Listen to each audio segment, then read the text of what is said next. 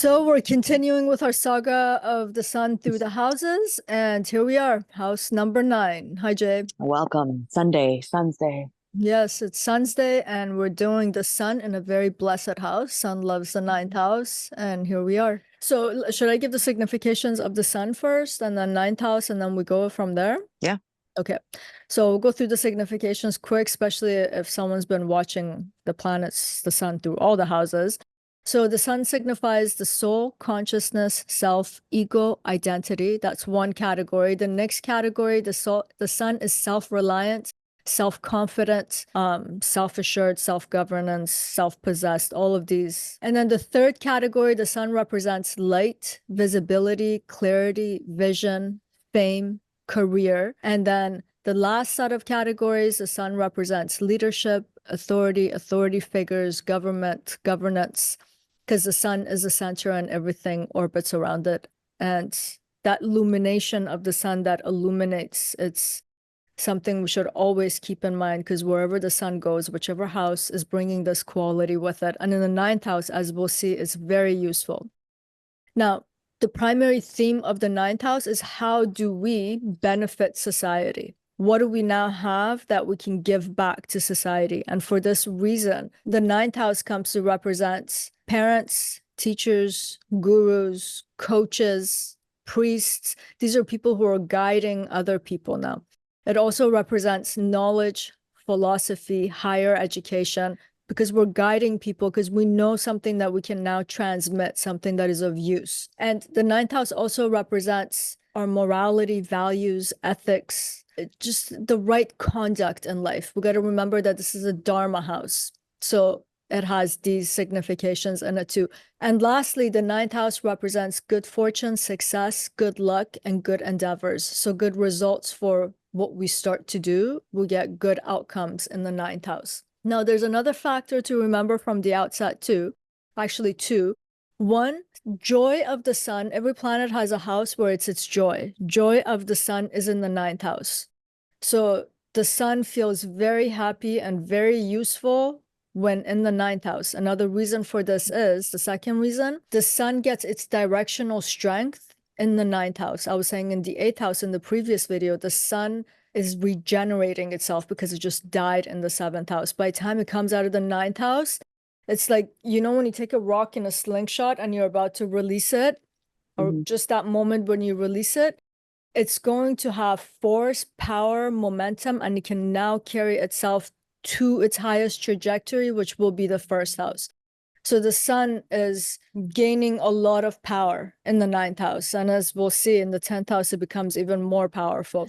But yeah, these are some of the qualities and attributes of the sun, which is going to allow us to now finally, after 3 houses of just very grimy, struggly houses, the sun can finally, it's like, you know, when you take a shower, when you've been dirty for so long and you just feel light and all the grime out of your hair, you can actually feel like you can think finally, you know? I think the only time I felt like that is when I went like to outdoor school or something. Did you?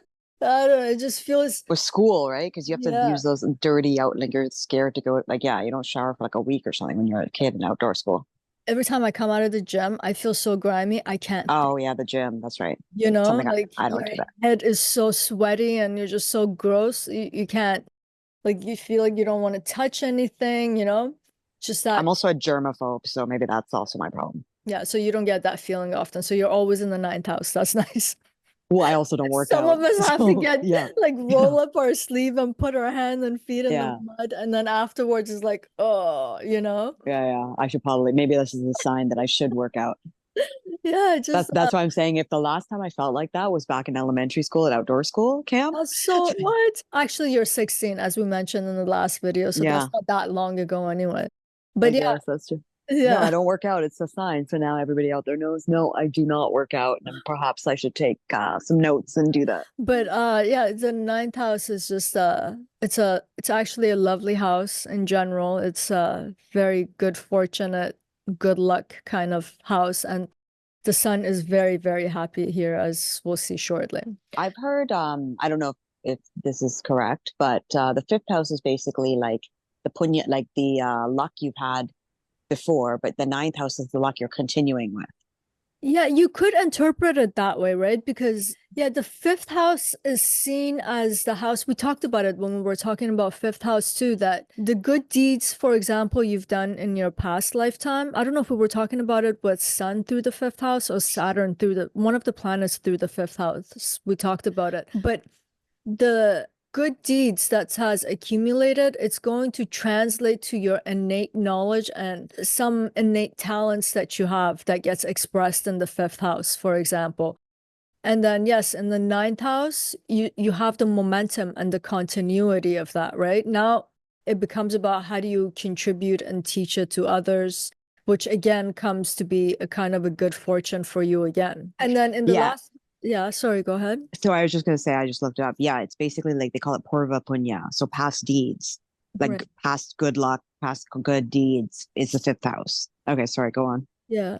And no, I was just gonna say I was explaining in the eighth house video, the eighth house is a moksha house, and you have to graduate from one of the moksha houses to go to the next one. So the first moksha house was the first, I mean, fourth, and then eighth, and then the last one is the 12th. In the ninth house too is a Dharma house, and the first Dharma house is the first house, which is to have personal moral integrity so that we personally do the right thing. In the ninth house is how do we apply that basically on one-on-one basis in terms of loving people and having the proper expression. And then the dharma of the ninth house is that now how do we contribute in a moral kind of a upright kind of a way back to society. So there's a momentum between the first house, fifth house, and the ninth house. With all of these four goals of life houses, there's a momentum and there's a gradual movement. You have to graduate from one to another to another. Like if you don't have personal moral integrity in the first house, how are you going to show integrity with other people? You know, when it comes to your time to contribute in the ninth house, what are you teaching? There are bad teachers out there. There are bad actors out there in the world where they don't necessarily have a good mind. They feel like they have something to say, but they're just contributing to the noise and creating more distortion than anything. So yeah, these houses are basically, it's like a progression. You have to progress from one to another. So let's start with the sun's illumination in this house because it's talking about knowledge, wisdom, philosophy, which is also a kind of a knowing. And all of these things, when they are right, they are illuminating a kind of a truth. Knowledge in itself is a kind of an illumination. For example, to defeat suffering in life is to defeat ignorance. To defeat ignorance means to become enlightened and to know. So when the sun comes into the ninth house, this house is already illuminated and the sun comes with its light. So these things can become known. And then we have transmitters of knowledge. So these people act like the sun themselves. So when they have the sun in the ninth house, they become like a sun figure, an authority figure about this knowledge, about this truth, about how we can learn things from them to get rid of our own darkness, lack of truth, ignorance, and suffering. So you can get teachers, for example, in the ninth house with this. It's a very blessed placement. A guru, a teacher, a coach. Is that because the sun is sitting there? Yes, because this house already represents this. The sun here, when it's in good condition, because the sun can also be in a bad condition in the ninth house and it starts to give it funny slants, you know? But when the sun is in good condition, you don't just get teachers. Like you don't just get that professor. You get that professor who's on top of their game, where they have the greatest amount of citations, for example. What they say is of great value. What they say is deep and is revealing a truth that's not easily accessible, but they made it accessible to us. It's indicating these kinds of things.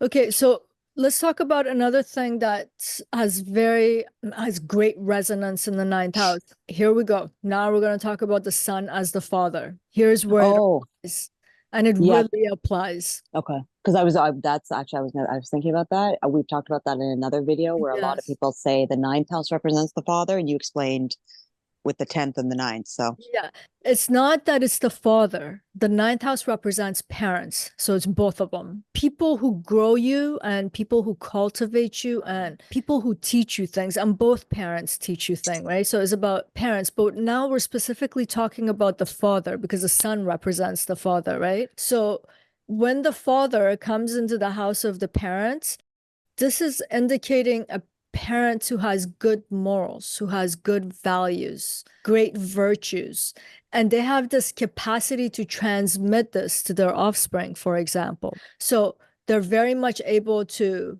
do this. And this is indicating a parent who's apt at being a parent. They're good at doing this. They have the right kind of an authority because we can see sun being a parent in some other places and it just becomes authoritative. It can become overbearing, overwhelming. But in the ninth house, we're talking about that parent that constitute as a good parent because they can transmit everything that's valuable to their offspring. They can teach them that. And they're making them outstanding member of society. And by doing that, when parents actually raise children right, they're contributing to society because this is a house of how do we benefit society? Every parent that doesn't raise their children right, they're doing a disservice to society because those children become dependent on society. They will cause problem. They actually take resources rather than create them. They have to take opportunities to survive rather than be able to create opportunities. So when a parent does their job right, such as the sun in the ninth house, they give a contributing member of society back to society. So the sun in the ninth house can indicate such a parent. And since the sun represents the father and this house represents the parents, the resonance is so great. And then I was saying, considering all the other significations of this house, such as morality, ethics, and virtue, and etc., it does a great job here. This is the raw interpretation of it. okay. Make But sense? beside, yeah, no, 100%. But I guess the sun is also gonna like, is it also like we've talked about this in another video. A lot of people like to think of it as a house of pilgrimage and all those type of things as Mhm. well. Like most You people know, when they this think of is, the yeah, go ahead. no, finish. No, go ahead. No. I was just gonna say most people when they think of the ninth, they Yeah. think of father, Mhm. pilgrimage, short distance travel. Like this is the typical notion, is what I'm saying. Mhm. Spirituality, Mhm. Dharma, obviously, like gurus, teachers, like you said, and luck. People Yeah. associate it with like a luck. So if Mhm. you have well placements there, they'll say there's like a saying. I guess the translation in English would be like a lot of people will look at someone's chart and be like, you have like no matter what, you have God's blessing on you, kind of thing. Okay, so let's back up for a second. This is not a house of short distance travel. This is a house of longer distance travel. Long Oh, distance sorry, yeah, travel I is meant the that. 12th house. Yeah. Yeah, No, I but meant short term though. people make this up. Yeah, mix this up. But third house is a house of short distance travel. The ninth house, look, I the meant ninth long house distance, does, but short term, not permanent movement. yeah, the ninth house actually doesn't denote travel, but the ninth house blesses your travel. And this is a house that does not pertain to spirituality. That's the 12th house. This is the house of religion. So, for example, people used to go on pilgrimages, which has to do with religious practices, right? So you have to do certain rituals. You have to, like, for example, Muslims from all over West Asia would have to go and travel to Mecca. Mecca. Some of these caravans that used to take people would take a year to get from one destination to another on camels and on foot to get to Mecca. So it is the ninth house because of that virtuous act that you're doing, because that is what your religion wants from you. Your travel in that sense is blessed. But this house is not like you're going to go on vacation. Like when kids Okay. leave to go to university, they Hmm. might go from, I don't know, they might leave from Singapore to go to University of Texas, for example. That's quite a bit of travel, but because it's about education and expanding your realm of horizon, this house is giving you blessing because it indicates successful endeavors. Okay, so with a And the sorry. word endeavor is indicating that there's a beginning and an end. So you're traveling a kind of a distance. Now, whether if this distance is educational or if it's a physical distance, but it has to pertain to the matters of the ninth house to apply. It's not any kind of travel. Okay, so in Hinduism, I guess it's the concept like it's a huge country back in the day. You might live in South India, and if you have to do Yes, death rituals, you're traveling like exactly. all the way to the north or something in Yes. certain Oh, costume or these certain you were telling me about death rituals where you have to go to so many different places, right? yeah, I mean, if you're going to follow that, they say, yeah, there's certain rituals like you put your ashes in the Ganga, which is, but I'm saying like if you lived in the south, which is the very bottom of India, Yes. The Ganga is very like it's almost like just to fly to like I think from the south Tippus Point, I guess Kerala or Tamil Nadu, it's like a 3 hour flight just to New Delhi and then But how another long one is it to hour flight. walk it? Well, exactly. That's what I'm saying. It's a huge country. So back in those days, people would want to do these rituals, not just for like even back in those days for war, they did certain rituals and prayers and maybe had to walk. Yeah. So, okay. So you're saying if you were going on a travel Mhm. for religion or for Education. education or for whatever, that is what this is. So the idea of going on a pilgrimage Yes. religiously or moving for university Yes. is Education. what's represented in by this ninth travel. Yes. Yes. But it's not, it doesn't have a leisurely connotation to it. You know, people just throw it around so loosely, like just travel and long Yeah, you're not distance. going on holiday. No, this is a very moral, ethical, purposeful house. It's not leisure. You're either trying to attain higher knowledge or you're trying to teach it. You're trying to transmit it. This is the nature of this house. Okay, so with sun there, it's just illuminating the fact that either you're going to like, is that going to basically help somebody move away from university then? Yes, this like the sun comes here to because the sun is so strong here. This house is already lit and it brings its luminosity, its warmth. It's really this house is really getting blessed in a lot of ways. Yeah. So going somewhere for higher education and the sun represents consciousness. This is a human being who has an illuminated consciousness. So they naturally themselves gravitate towards ninth house things.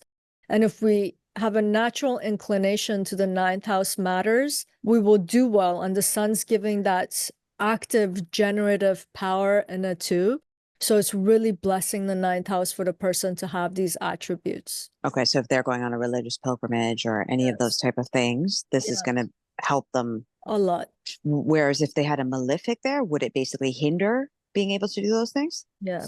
Mars will say, why would I need to go to university? I'll just watch YouTube and self-educate myself. Same thing. But this house is seeing the value of wise people, like a guru. It's putting a weight and a value on such individuals to transmit. So when you have the sun here, when you're younger, you actually value the wisdom of others. You value the wisdom of your teachers and your gurus and your parents. And as you grow older, because you yourself understand the value of such figures and because you value what it is they do and you've learned it, it is way more likely that you yourself become an authority figure in that domain also. You had a lifetime of practice now in valuing it and engaging it, absorbing it. Now you're the one who's also doing it. Because when we're born, we're not just born into the position of a guru or a parent, right? This is indicating when a person has a sun in the ninth house, this is their life process through their entire lifetime. This is not an overnight thing that happens to them. These people are very likely to have gone through primary school, secondary school, post-secondary. They have their bachelor's, master's, PhD, postdoc, become profs, and then become the head of the department and then an authority figure and that discipline of knowledge that they're in, and they've contributed a great amount to their discipline. Like it indicates this kind of a holistic trajectory when you have sun here. But you want sun in a very good condition also. If you have a sun that's dysfunctional, this might not be your process as gloriously as I'm explaining it. There'll be disjunctures within one's education. There's cuts and breaks, for example. So one may not always encounter teachers who are, for example, willing to help them. They have to go. Some people are so lucky in this life. They meet teachers and wise people left, right, and center throughout their life. And then there are those individuals who have to go seek them out. And then they meet the guru, and the guru is cold and indifferent to them for so long, and they have to prove themselves. And then finally, the person's like, okay, I'll teach you. So when a sun is kind of struggling in the ninth house, it can also indicate someone's struggle with finding such people, having access, but it's still the sun in the ninth house. So it's going to do better than a lot of other planets in poor condition in the ninth house. So that's something else to remember too. What if there's a connection with the 12th and the ninth then? Is that just more? Because you said spirituality, all these things. So what's happening between the two? Are they doing a house exchange? Has the ruler gone up there, or the ruler of the 12th is in the ninth house? Give me a scenario. Okay, the ruler of one of them is sitting in the other one. The ruler, I guess we're talking about the ninth. So sun is the ruler of the 12th. So Leo's sitting in the 12th. Yeah, and it's now gone to the ninth. Asking because you know they're both spiritual type of, or no, one's spirituality, one's religion. With religion, yeah. So let's think about it like this. There are some human beings who come into this world and they have inclination about, they feel God in their heart, for example, even as little kids. And they have this connection and affinity to the spirit of the world. This is talking about that fifth house, that karma thing that you can come into this world as a gift. This can be one of your gifts. So in the 12th house, you have a sense for it. You feel it. But all of your life, while you're moving along it, you can't communicate with people. You can't transmit this knowledge. You can't even explain it to yourself. Then you come across some sort of a religion where it's taking that theory of God and has made it into practice. So all the rituals, all the knowledge, all the mantras, all the books, all the things that has ever been spoken about it, this person will get consumed by it because suddenly something about that theory where they felt alone and they felt kind of lost even in the 12th house. When it comes into the ninth house, the sun is like, wow, I have some practice that's real, that's can be transmitted from one person to another person, and it's actually helpful for society, and I can put myself at that kind of a service. I'm going to do that. This might be a person who becomes a priest, for example, but they have the spiritual inclination. That's what drove them there in the first place. It could be a person, again, who has that spiritual inclination, and then they will find that sages and saints and all of these people have already written what they are thinking and feeling into words. They might go into religious studies, or because this is a house of education. So it's kind of connecting the spiritual and religion together, because the 12th has gone to the ninth. Now, if the ninth was going into the 12th, is a different story. Okay, well, why not? Since we're on it, why not say that then? So if the ninth goes into the 12th, so here's a person who's grappled with practice all their life. They've gone to church, they've gone to the temple, they've gone to the mosques, and everyone's talking about God. They are super educated verbally and in a book manner, but something's missing. It's like, I know everything there is to know, to be known about God, in terms of how it's been talked about and religion and what is right, but I haven't experienced it for myself. I haven't felt it myself. I have not connected to the spirit of the world. So I need to understand this. This is the person who will put the books down and they will walk into the forest of the night and they will try to connect with the spirit of the world. You see how that person's coming back from that forest to find the practical application, practical in a sense of religious ceremonies, for example, priesthood, those kinds of things. This person's actually leaving it to go and directly connect with the divine, to devote themselves in that way. They're going to give up, because if you think about religion, it has every religion in the world, it has a lot of, I'm going to call it extravaganza, like the gold and the statue and the marbles and the structures, you know, just to legitimize this notion of God, to show its authority. Again, let's keep sun in our mind too, when temples are being raised and mosques and churches. But this is a signification of sun in the ninth house, show the authority of God through the actual architecture of that area. This is a person who's like, God, if God is everything, it can be found everywhere. I need to feel this God in my spirit and feel the spirit of the world and connect to it, the spirit of existence. So they're going to leave these kinds of But they're going to leave. extravaganzas. So it's like we would call it like a sannyasi in for ours. Like they would just like yeah. Yeah. Like in the West too. I mean, there are priests where they're in these huge cathedrals like the Vatican, and then there are monks who shave their heads. They're wearing basically rags and they live in a shack in the forest with a few other monks. So every religion has these. In Iran with Muslims too, they have the religious people who have these mosques, which are very sophisticated. And then there are like Sufis, Darvishes. They have been stripped to bare minimum to connect with God. It's that brings that mysticism of it back rather than the ceremonious aspect of it, which is in the ninth house. The 12th house is more about that. So yeah, this is kind of differences you get when you get like the ruler of the ninth going into the 12th compared to ruler of the 12th coming into the ninth. Okay. Yeah, no, I was just curious because they're both kind of like you said, people can kind of get confused. One's religion, one's spirituality, and one's complete isolation. Yeah. Whereas one is with the people, like, okay. Well, could this, wait, just before we're off of this, the sun sitting in the ninth, could that also mean your father is a priest? It could. Yeah, because the sun, like in the house of religion. Yeah, it's a very religious house, the ninth house. And it's a very ceremonious house.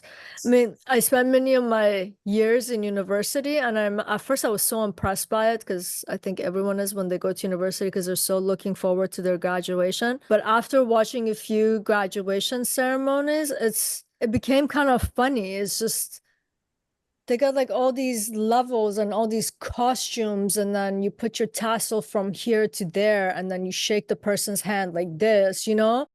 It's a very ceremonious house, whether if it's for religion or whether if it's for education. If you're going on a pilgrimage, the entire thing's marked by ceremonies, you know? So it's not a let me feel it out house either. It's very methodical in a lot of ways. When we think about morality and ethics, we're talking about codes of law, codes of conduct. You know, I was saying in the third house video with one of the planets, the third house is kind of like I'm learning how to write. I'm putting sentences, words into sentences, sentences into paragraphs, and paragraphs into chapters. The ninth house is the book. It's talking about something very holistic, all encompassing. So yeah, the ninth house has these kinds of qualities. And when you put the sun there and its illumination, it's just exponentially making these symbolisms more powerful, more pronounced, more visible. Yeah. Okay. Yeah, and the authority that the sun brings into the ninth house is insane compared to the other houses. Like this is the teacher, the priest, the guru, the person because of their authority. So does it make a difference? I know we don't really talk about like country charts and stuff like that, but if you have a sun sitting in the ninth in a country chart, does that mean it's a religious country, like a authority figure?